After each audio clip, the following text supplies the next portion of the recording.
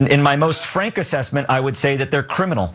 In my entire career, have I never witnessed the level of brutality and use of indiscriminate and unnecessary force against a civilian population, an unarmed, starving population.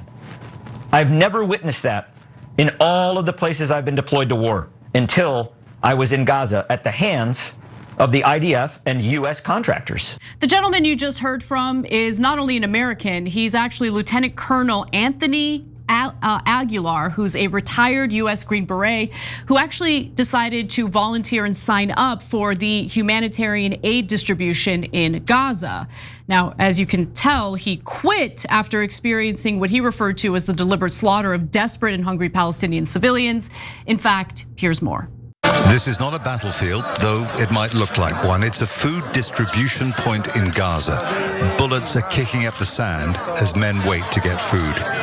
It's one of 4 sites run by the so-called Gaza Humanitarian Foundation, a joint Israeli-US scheme they say replaces the UN and keeps food away from Hamas. This video is of the foundation's armed American security guards opening fire.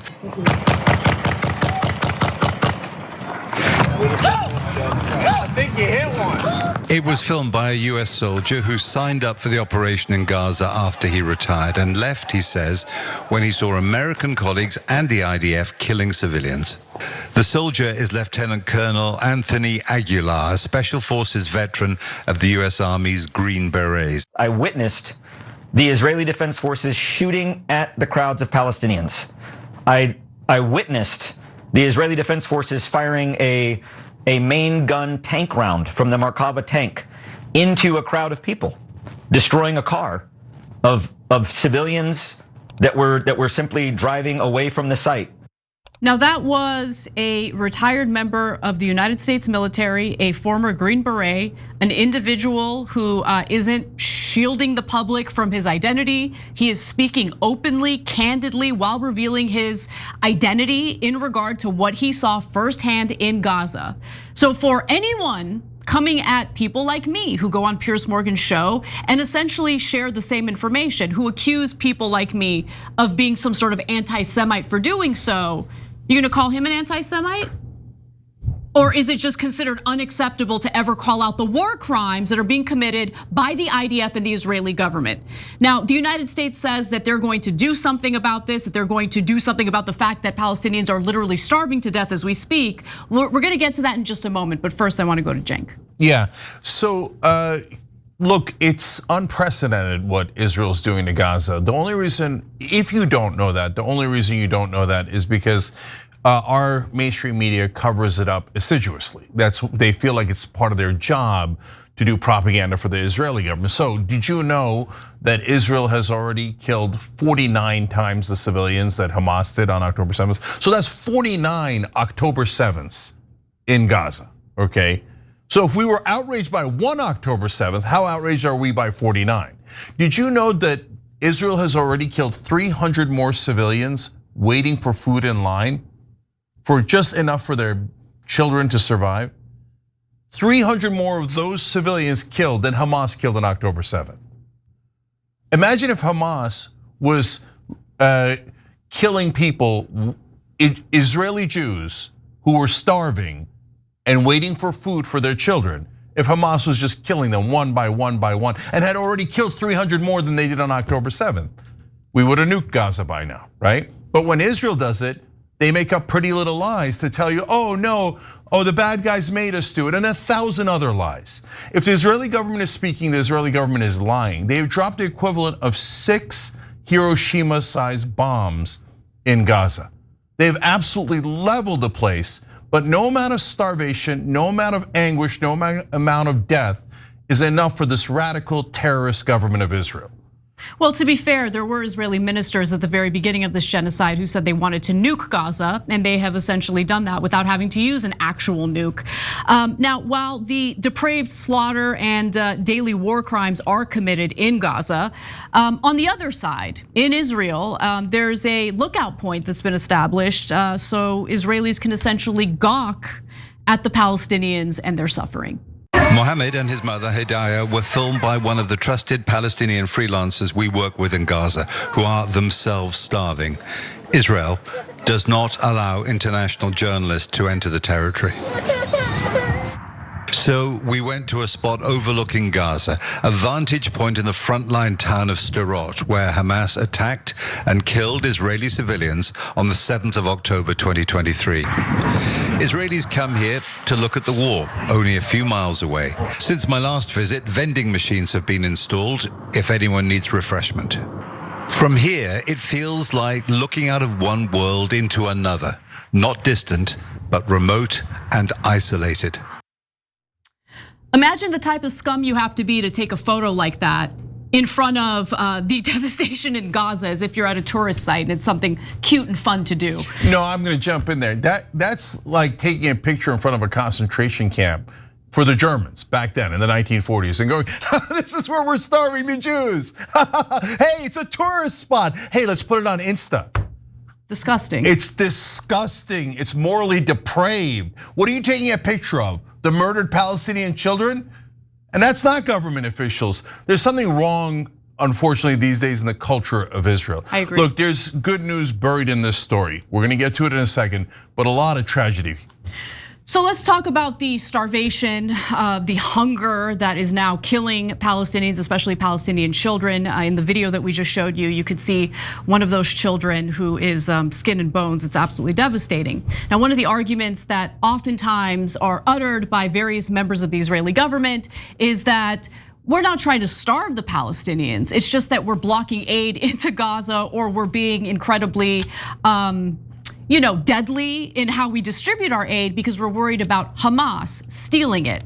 Well, interestingly enough, there was a piece published in the New York Times over the weekend. It's rare for the New York Times to publish pieces like this, but I do commend them for doing it. It's titled, "No Proof Hamas Routinely Stole UN Aid, Israeli Military Officials Say." Let me just repeat that last part again. Israeli military officials say. So members of Israel's own military admit, no, Hamas actually is not stealing the UN aid in the Gaza Strip. I'm gonna give you a few more details from the piece. David Mencer, an Israeli government spokesman, blamed Hamas and poor coordination by the United Nations for any food shortages, but the Israeli military never found proof that the Palestinian militant group had systematically stolen aid from the United Nations, the biggest supplier of emergency assistance to Gaza for most of the war, according to 2 senior Israeli military officials and 2 other Israelis involved in the matter. The military officials who spoke to the New York Times said that the original UN aid operation, UNRWA by the way, was relatively reliable and less vulnerable to Hamas interference because the United Nations managed its own supply chain and handled distribution directly inside Gaza. They say there was no evidence that Hamas regularly stole from the United Nations, which provided the largest chunk of the aid.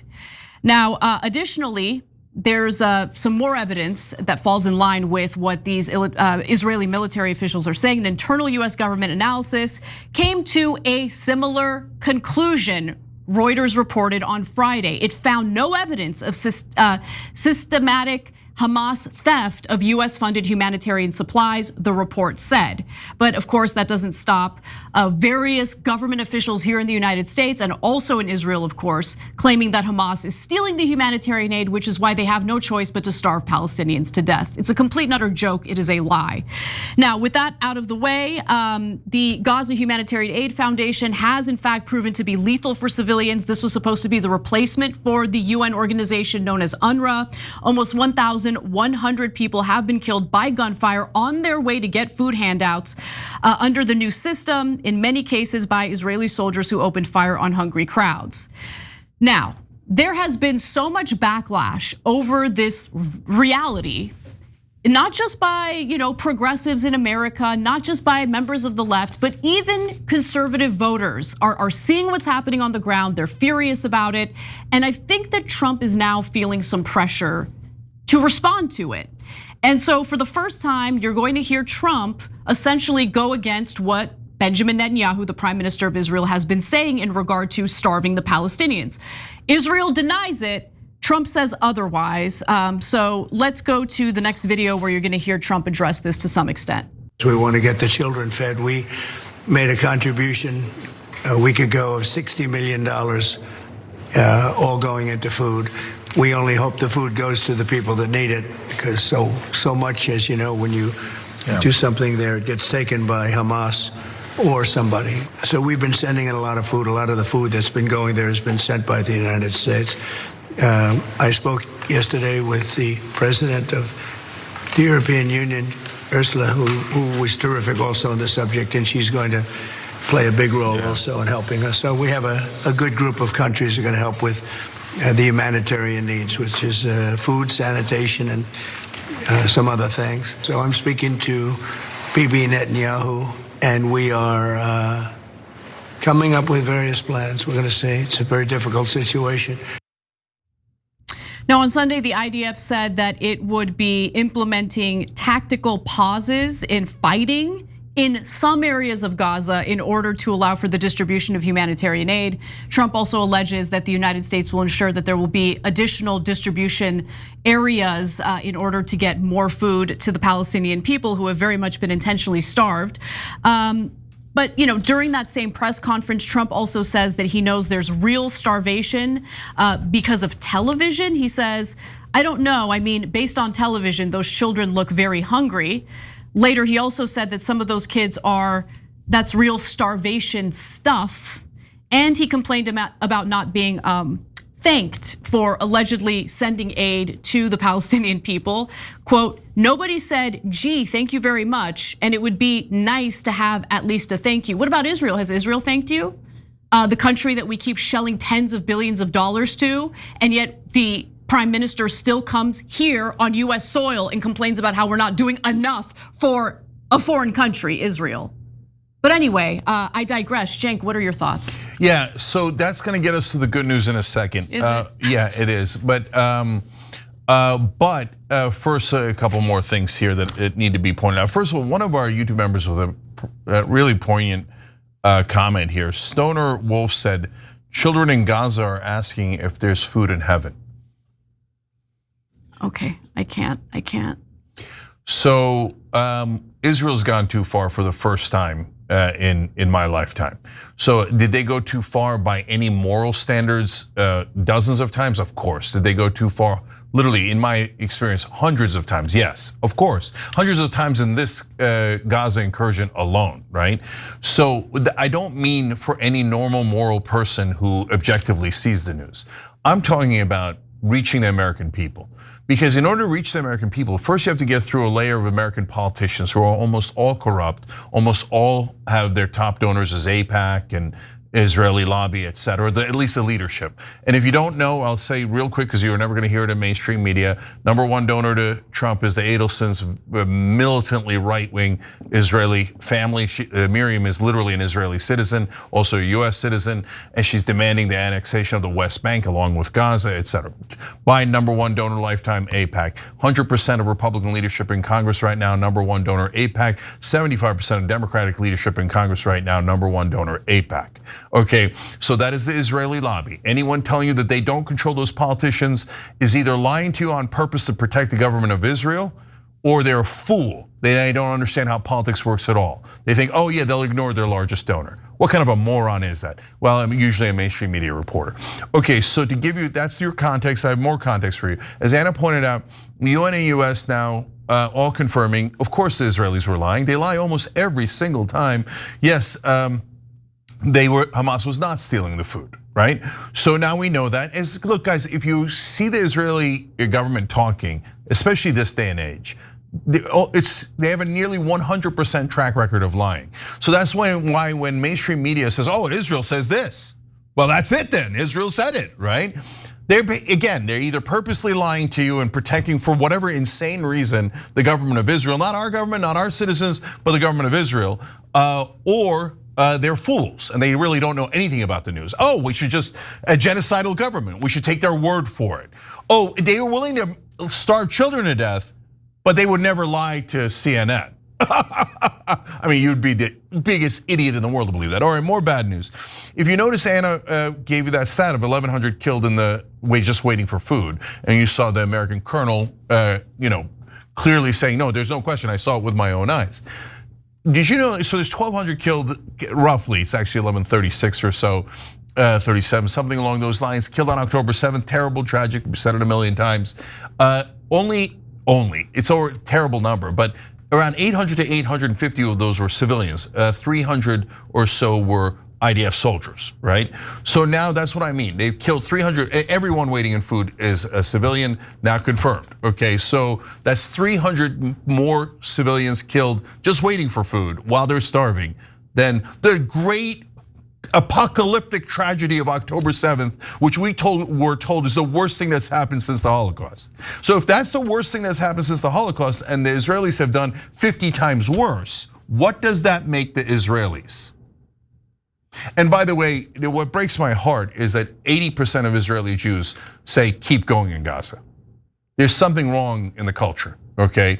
These days in that government, not for Jews across the world at all, because they didn't grow up in that culture. They grew up here, they grew up in Norway, they grew up in different places. But that culture has got something deeply, deeply wrong with it, and you could see it in the smiling, people taking Instagram photos behind them of starving children. This is where we're murdering the Palestinians.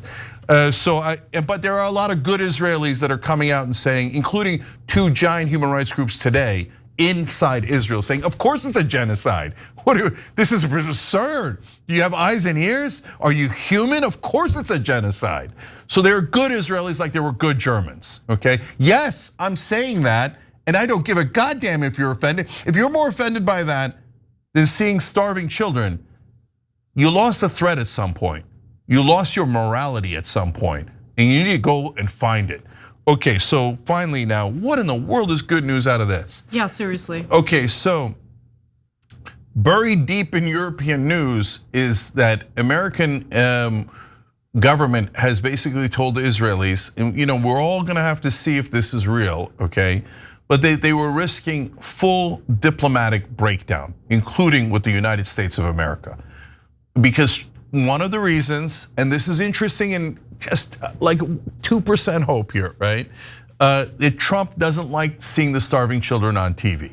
Oh, is he not merciful? Okay, so, but guys, remember, this is why social media is so important. This is why the Israeli government, according to several US senators, were trying to shut down TikTok in America, because mainstream media is super easy to control.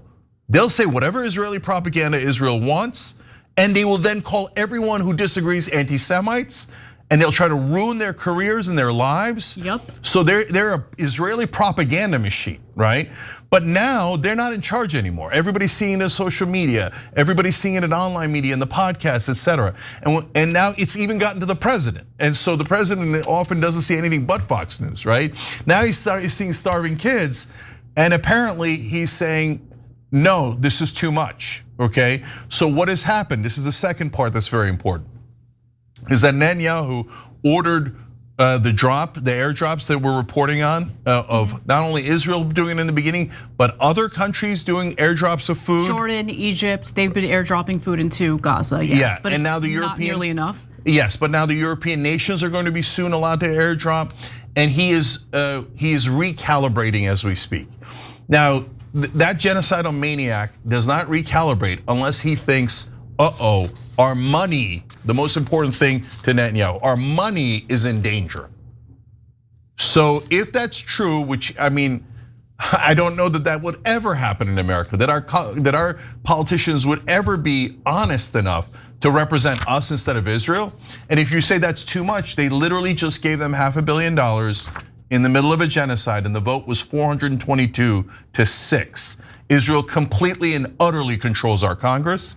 But apparently Netanyahu's, for the first time, slightly worried. So he went behind 2 Israeli cabinet ministers' backs, did not notify them. I assume that's Ben Gvir and Smotrich, and that they are apparently considering leaving the government. Oh. Okay, now we've heard this for 2 straight years. That's why I say it's 2% hope, okay? Oh, we're gonna leave. Oh, unless you let us murder all the Palestinians. And by the way, that's literal. Ben Gvir over the weekend put out a post on X saying, yes, we should starve them, kill them, deny them humanitarian aid and oxygen. So he's in favor of murdering all the Palestinians. So if Netanyahu says, hey, we should only murder half the Palestinians, Ben-Gvir is like, I might leave the government. I signed up for a Holocaust, not a genocide, because Ben-Gvir is a Nazi. So, and he's actually a convicted terrorist. So these literal fascist terrorists are running the government of Israel today. If that bothers you, it should bother you if you love Israel. And you should try to make sure that the country you love is not run by terrorists. Because it definitely is right now. And I have to end on this because it's important to hear from some people who have some moral clarity within the Israeli government, including Israel's National Security Council deputy head of Israel's National Security Council. Here's what he had to say about why this genocide is ongoing in Gaza. Quote, by now, it has long been clear to most Israelis that the main reason the Gaza campaign lingers on is because of Netanyahu's political, personal, and judicial interests, and he needs the war to go on in order to sustain and even enhance his grip on power.